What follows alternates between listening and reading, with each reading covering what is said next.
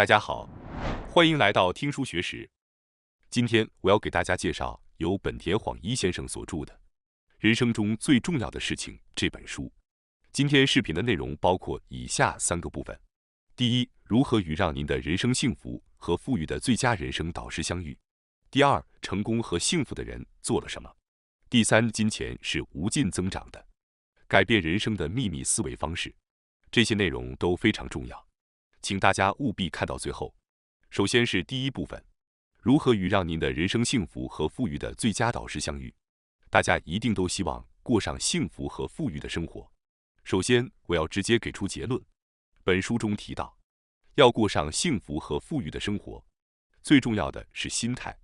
希望今天的视频和本书能帮助大家学习到关于幸福和富裕人生的心态。竹田和平先生是日本首屈一指的大投资家，是100多家上市公司的大股东，被称为日本的沃伦·巴菲特。本书的形式是作者与和平先生进行对话，因此故事中不可避免的会以许多经历为中心。作者认为，过上幸福和富裕的生活，首先要找到一个可以称之为导师的人。对作者而言，这个导师就是和平先生。那么大家是否有可以成为自己导师的人呢？即使有导师出现，也会被忽视。始终保持我想向这个人学习的心态是非常重要的。然而，成功者并不常见。当比自己更成功的人出现在面前时，心中那种无法言表的失败感会浮现出来，让人感到痛苦。如果心中有这样的自尊心，阻碍了向成功者学习的机会，那么首先要做的就是放下这种自尊心。我将探讨如何找到理想的人生导师，并能将其付诸实践的技巧。与人生导师相遇并请教的步骤如下3点：一、接纳还未成功的自己；二、改善与培养自己的人际关系；三、行动之后，导师才会出现。接下来我将详细探讨每一点。一、接纳还未成功的自己。首先，学会喜欢尚未成功的自己是非常重要的。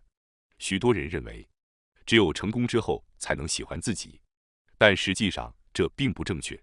恰恰相反，只有接受失败的部分，才能真正100%的喜欢自己。显然，在各个方面都成功的人并不存在，生活中总是伴随着成功与失败，因此仅接受成功的部分，就只能喜欢自己的一半。对此，著名作家孝太郎曾说道：人们因优点而受到尊敬，因缺点而被爱。我们认为不好的部分，换个角度看，可能会成为可爱之处。此外，我们自认为不喜欢的地方，在他人眼中可能恰恰是魅力所在。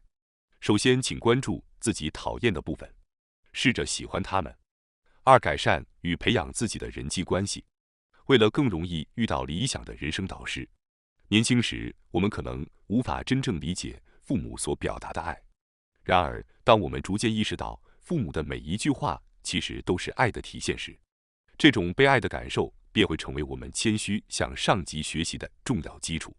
当然，这并不适用于每个人，但如果回顾与年长者之间的爱与教导的经历，可能会再次意识到向导师学习的重要性。三、行动后，人生导师便会出现。想要与人生导师相遇，然而导师是在行动中出现的，而不在于那些不采取行动的人。导师不会仅仅坐在那里等您，甚至如果出现了，您可能也会不经意间错过。正因如此，开始行动是本书内容中最重要的部分。通过这本书，您可能会意识到，成为一个真诚的人，以及对导师真诚地表达自己的喜悦，都是极其重要的。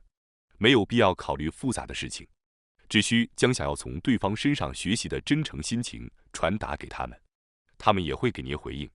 虽然本书最初是讨论与金钱有关的导师，但这并不限于金钱。在寻找实现梦想的导师时，这同样适用。请根据自己的生活实践本书的内容，当然从金钱入手，像本书的作者一样，最终也有可能遇到人生的导师。生活中万事万物都是相连的，首先遇到能够为您指引方向、提供指南的导师，才能开启前进的道路。迈出第一步行动才是关键。接下来是第2部分，成功和幸福的人做了什么。你们知道给予的重要性吗？作者提到，成功且看似幸福的人常常谈论给予，而那些虽然成功但看起来不幸福的人，几乎从未提到给予这个话题。请大家再次思考一下给予这个词的含义。给予到底意味着什么？我们是否在做到这一点？看来，给予在生活中是一个重要的关键。很多人可能会更加关注自己能得到什么，而不是如何给予。他们生活在竞争激烈的社会中，总是考虑如何超越他人，如何获取更多的利益。然而，这种思维方式永远无法带来真正的幸福。难道没有人更喜欢谈论如何赚钱，而不是给予吗？首先，我们需要改变这种心态。如果生活的核心是给予，那么眼前的烦恼将会迎刃而解，生活将变得更加光彩照人。为什么这样的思维方式如此重要？从金钱的角度来看，这一点也能明了。每个人对金钱的印象各不相同，人们往往按照自己对金钱的看法去处理金钱。如果认为金钱肮脏，金钱就会显得肮脏；如果认为金钱是会失去的东西，它就会失去；如果认为金钱是卑鄙的东西，它就会显得卑鄙；如果认为金钱是需要努力去赚取的，那么金钱就会变成需要辛苦奋斗才能得到的东西。无论是如何使用金钱，还是如何赚钱，这些都伴随着情绪。例如，若在感到压力的情况下赚钱，所赚来的钱往往会伴随着压力而花掉。许多人对此可能会感到耳熟能详，这在《富爸爸穷爸爸》中也有提及。改变对金钱的看法并不容易，但通过给予，我们甚至可以改变对金钱的印象。作者提到，他在改变对金钱的看法时，赚钱和使用金钱的方式也随之改变。当快乐与金钱相伴而来，快乐也会伴随着金钱而去。想要幸福，就必须关注对金钱的印象和赚钱时的情感。不论掌握了多少赚钱的技巧，如果对金钱的看法不正确，这些钱也无法带来幸福。首先，我们要改变对金钱的看法。接下来，让我们具体探讨一下，如何才能成为一个懂得给予的人。我想引用和平先生的一个故事。在战后不久，和平先生在制作蛋黄饼时，使用的是新鲜的鸡蛋，而不是使用的无精卵。他说，虽然用无精卵也可以制作，但在煮熟之后，生鸡蛋的味道是显而易见的，而在混入烘焙糕点时，味道是难以区分的。无精卵的进价大约是正常价格的一半，因此很多制造商都选择使用无精卵。然而，和平先生坚决坚持使用新鲜的鸡蛋。他之所以这么做，是因为他在乎消费者的感受。那么，是什么让他能够做到这一点呢？在当今这个富裕的时代，或许会有这样的可能，但在战后的贫困时期，这让人难以置信。作者对和平先生感到有些不解，在现在这个富裕的时代，我能理解，但在战后的贫困时期，难道您不需要更多的钱吗？和平先生回答道：“我相信上天在看着我。其实您不必信仰上天，但您自己的感受是真实的。自欺欺人是不可能的。如果我把一些令人厌恶的东西掺入产品中出售，我自己也会感到反感。我希望能够在上天面前快乐地走下去。所以，我们需要首先满足自己。满足自己并不意味着一定要成为富人，因为我们现在其实已经有很多东西是值得珍惜的。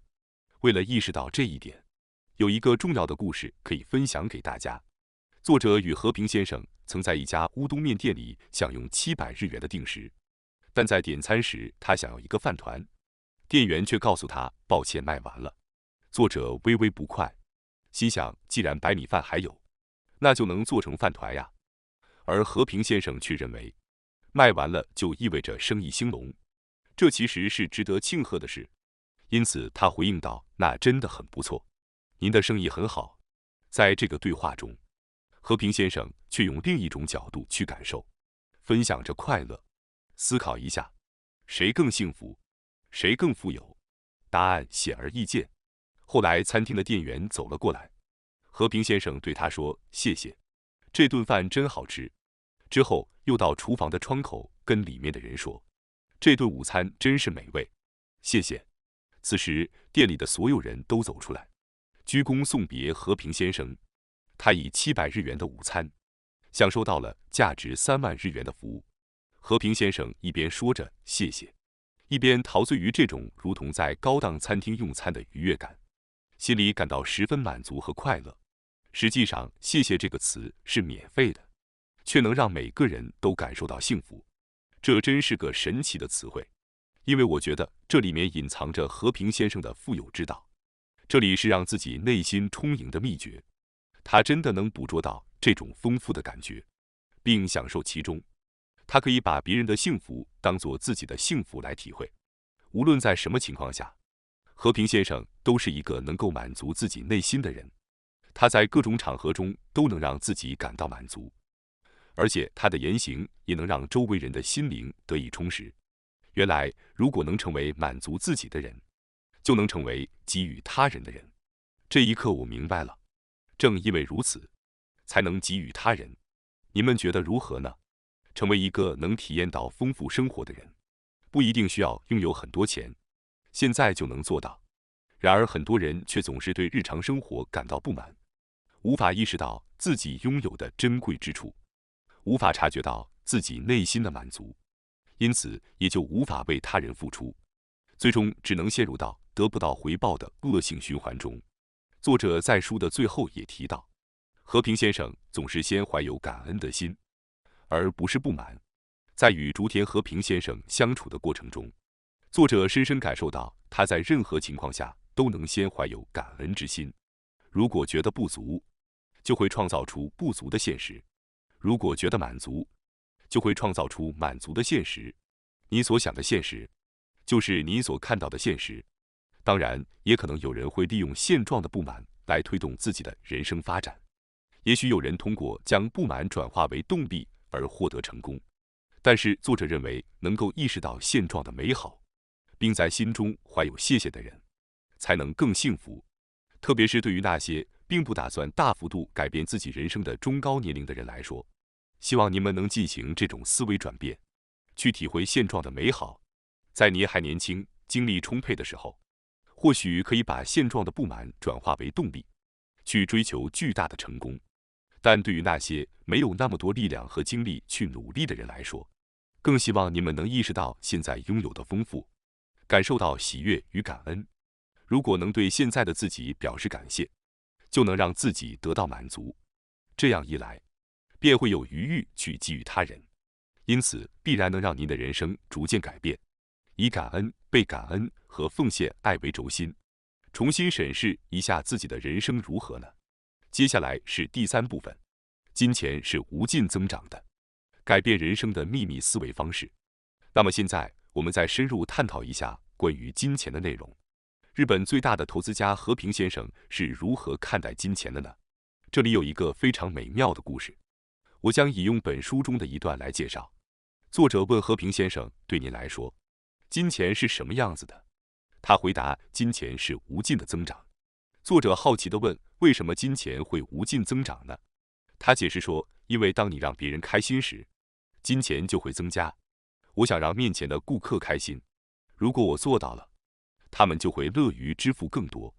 当他收到这些钱时，心里会感到高兴，进而想要让更多人开心。他说，这样一来，钱就会不断增加。作者继续说道，我明白金钱会无尽增长，但如何才能让金钱聚集到自己身边呢？他回答，让周围的人幸福，同时自己也感到兴奋，金钱自然就会聚集过来。也许很难达到这种思维境界，但如果能这样想，金钱可能会自然聚集到身边。随着对和平先生故事的深入阅读，可以感受到他几乎没有为自己的利益而行动的意识，他更加热衷于为他人着想。因此，通过为社会和他人服务，能够吸引到那些也想为他人付出的人。正因为如此，人们的力量可以很好的结合在一起，取得巨大的成功。最后，我想介绍我个人在书中最喜欢的和平先生的一个故事。他说，如果想要成功，就要理解成功人士们的动机。有动机的人能够坚持到成功，而没有动机的人则难以坚持。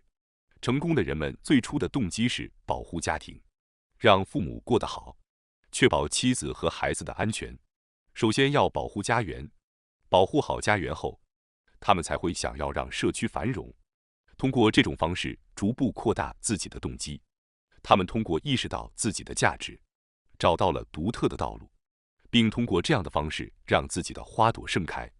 成功人士普遍认为，金钱本身并不是他们追求的最终目的，而是一种实现更大目标的工具。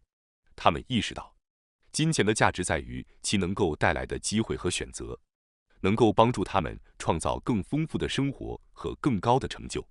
即使作者在这个过程中迷失方向，他也决定像和平先生一样，从感恩中得到成长。作者开始感到非常幸福。和平先生说，这种兴奋感是非常重要的。上天必定会为每个人准备一个最能发光的地方，那就是他们感到兴奋的地方。这正是上天为他们准备的地方，必然是合适的地方。每个人都有这样的机会。上天一直在爱着我们，要意识到上天的爱，感恩他人，被感恩和奉献爱，然后只要去那个让您兴奋的地方，尽情发光就可以了。